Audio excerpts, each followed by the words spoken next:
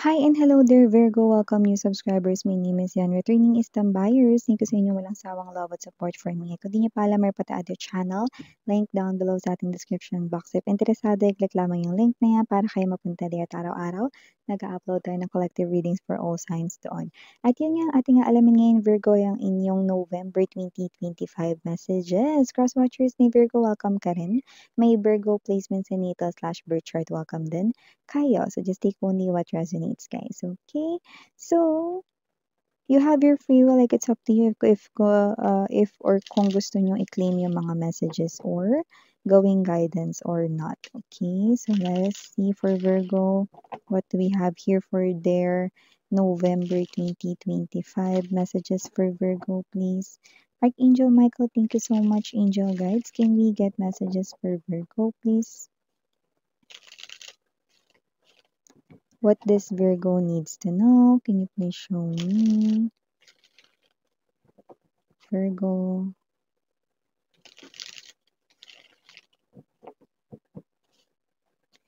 Okay, so let's go ahead and check these messages para sa iyo, Virgo. So guys, meron kayo ditong energy ng Nine of Wands, Six of Coins, Six of Wands, Four of Cups, Two of Swords, Empress energy, bottom of the deck, Page of Coins, Five of Cups, and the Ace of Coins. Naku, mukhang meron ditong parang ma-miss kayo na opportunity sa money at ito ay big, no? Possible mga babes, no, na isa itong klase ng opportunity na baka matanggihan mo daw. Page of Coins energy, no? Yan, no? Magbumukha kasi ito posible na maliit or parang hindi ganun kagandahan, no? Sa inyo rito na interpretasyon or sa inyo rito, no, na pagkakaintindi. Pero ganito pala yung magiging dala niyan, no? Or ganyan pala magiging kalaki yung balik niyan sa'yo sa hinaharap or future. So, nakikita natin dito, Virgo, no, na meron ditong opportunity na baka tanggihan mo. Like, pasa ko dyan, pre. O kaya, next time na lang, sis. May ganun, eh, no?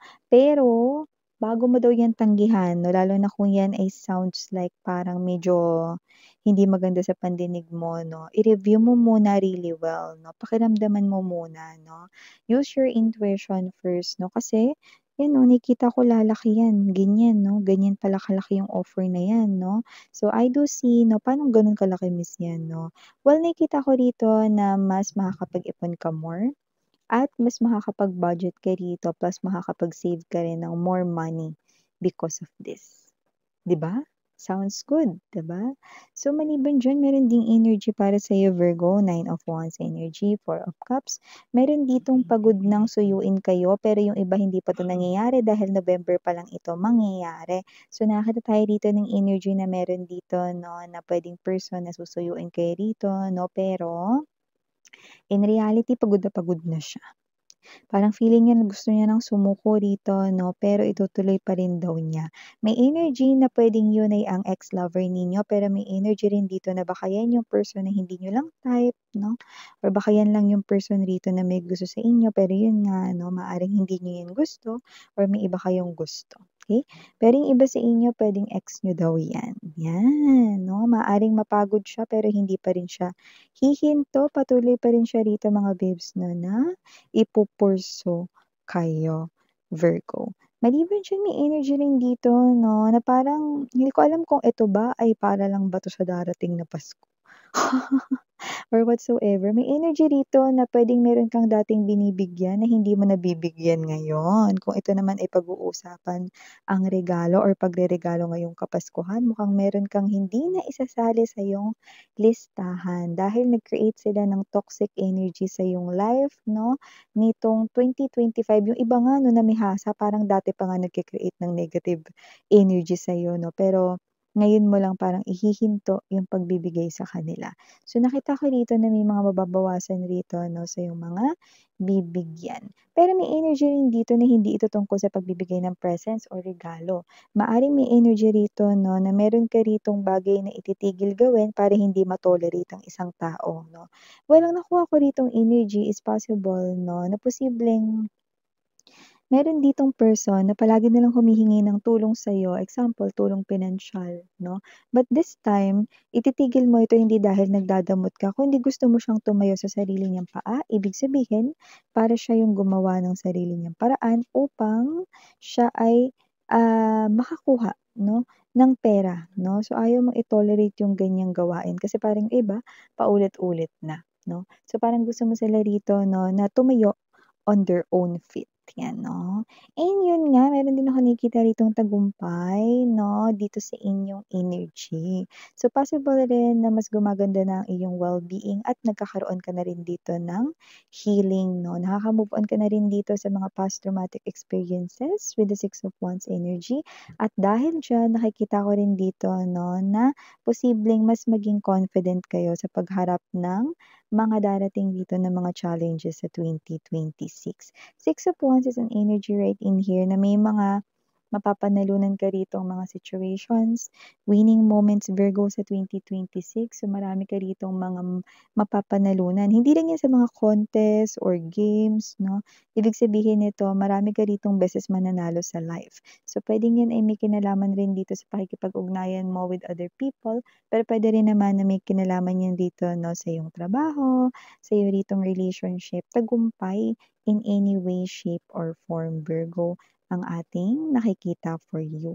And also mga babes, so nakakuha rin tayo dito ng energy Virgo, no, na meron ditong someone na posible rito, no, na nagki-care for you. Lalo na kung ikaw ay meron ditong someone, no, na special person, pwedeng kayo na, or baka naman boyfriend, girlfriend mo na, or baka naman hindi pa pero MU na kayo. Pero yung iba pwedeng asawa mo na to. This person here cares for you. So nakikita ko dito na maaaring eto siya, meron siya ritong regalo sa inyo. Pero yung iba, ang regalo rito ibibigay sa inyo pera. Taray! Medyo yung person ninyo, alam kung paano kayo rito suyuin. Alam naman niyang hindi ka materialistic, pero yung iba talaga sa kanila ano, pera talaga yung ibibigay sa inyo. Ayan, sorry about that commercial mga babes 'no, nalobat lang ang ating phone, pero tuloy na natin pinag-uusapan natin dito 'no. So yun nga 'no, so napakaganda 'no ng energy dito, very giving kasi kahit na resources, financial 'no ng inyong partner dito ay willing siyang i-share sa'yo 'no, kahit ano 'no. Pero ang pinakagusto niya talagang i-share sa'yo rito ay ang half of his or her life. Ang taray, significant other yarn. So, maliban diyan mga bes, meron pa tayo ditong mga mensahe. Meron pala rito nagdadalawang isip kung siya ba ay kokontakin kayo, magre-reach out sa inyo. Kasi parang kailan lang nagkasamaan kayo ng loob. Hindi ito energy ng ex mo lang, Meron ka ba ditong parang nakatampuhan or meron ka ba ditong nakaaway, parang nito lang? Okay? Or baka meron ditong nagtampo pero hindi mo alam 'no. So, may energy rito 'no, na puwedeng kasi busy ka kaya hindi mo 'to masyadong napapansin to some of you, Virgo.